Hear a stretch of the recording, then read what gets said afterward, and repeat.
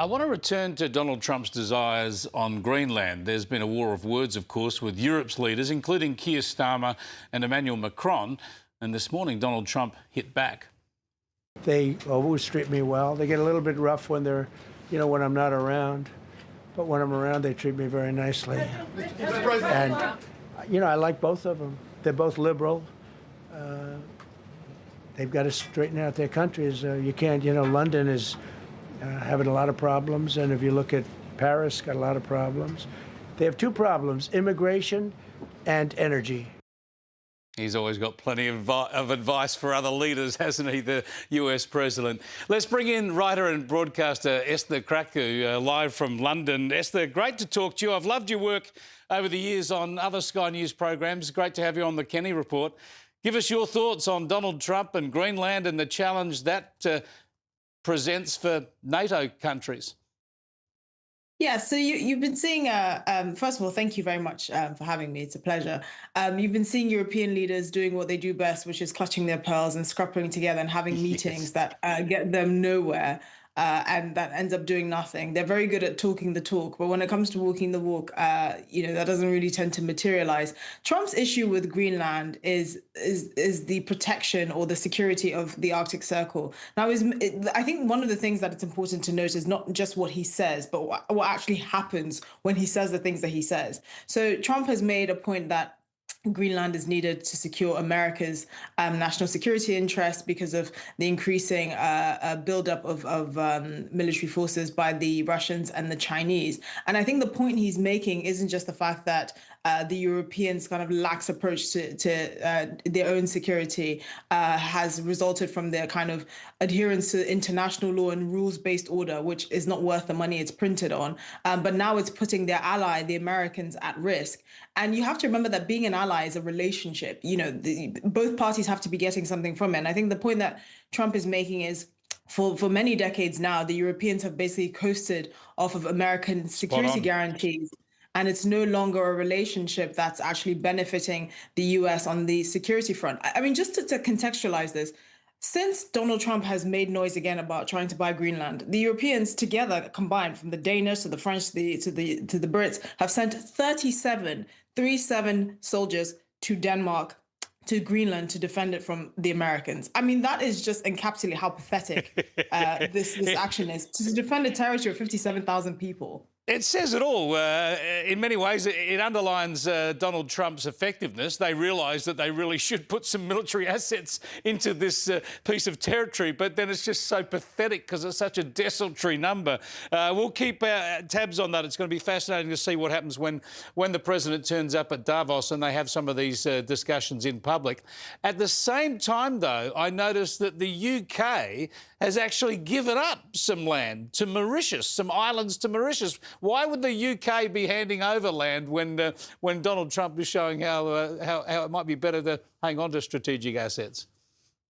But because the UK is led and has been led for many decades by weak men who think that the best way to keep the UK and the good graces of many countries around the world that don't actually wish the UK well is to just basically to kowtow to everything that they ask for. So they've given up the Chagos Islands. We're the first country, I think, in history to pay another country to keep territory that is ours, which is an astonishing feat. But Trump's gripe with this is the Diego Garcia bases, which is a military base that has significant American presence. Now, at the time that this deal was signed, which is monumentally stupid, as Donald Trump said, Keir Starmer said that the Americans would still be able to have access to these bases and just lease it off the Mauritians. But Trump's problem is that Mauritius is quite friendly with the Chinese. And this whole thing came about because of basically Russian and Chinese lawfare, because they know that Keir Starmer, as a human rights lawyer, is more interested in ink on paper than actual hard realities of politicking, which is that international law doesn't keep you safe, militaries do. And that you actually have to to work in your country's interests and military strategic interests instead of just adhering to international law. International law didn't help the Ukrainians when they got invaded by Russia, and it's not going to help Brits when they give up their own national security interests because they're scared of falling foul of this delusion that the Europeans and Brits have decided to indulge in and Indeed. risk all of our security interests. Indeed, international law is in so many cases is a fiction. I want to go to another issue that relates to transgender issues. Probably some good news here. It unfolded in the National Health Service. Here's an explainer.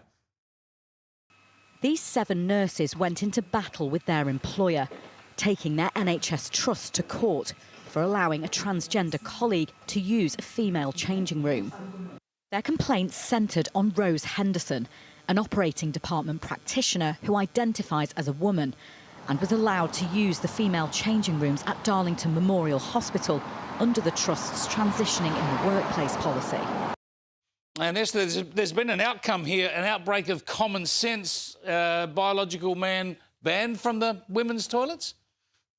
Yeah, so the tribunal that found in the favor of these nurses, I think the wording was even more spectacular. It said it violated the dignity of the nurses by expecting them to share a changing room with a biological man, which I think encapsulates this whole thing seriously. I mean, the only reason why we're seeing common sense on these issues is because courts have stepped in. We know that the Supreme Court in the UK ruled that biological sex is actually the only basis for the definition of gender. Now, we know in the US, the Supreme Court is also entertaining the idea of whether states like Idaho and West Virginia can uphold their bans on men in women's sports.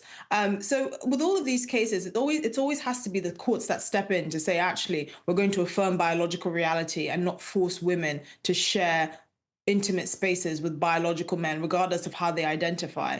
And thankfully, I think this is going to keep going, and it's a trend that we're going to keep seeing in the West, because honestly, enough is enough. This has become ridiculous. This idea that the women have to shut up and put up with it because it hurts the feelings of men is ridiculous. Let's protect the rights of women and girls. Thanks so much for joining us, Esther. I appreciate it. Esther Kraku there, live from London. She'll be a regular for us on the program.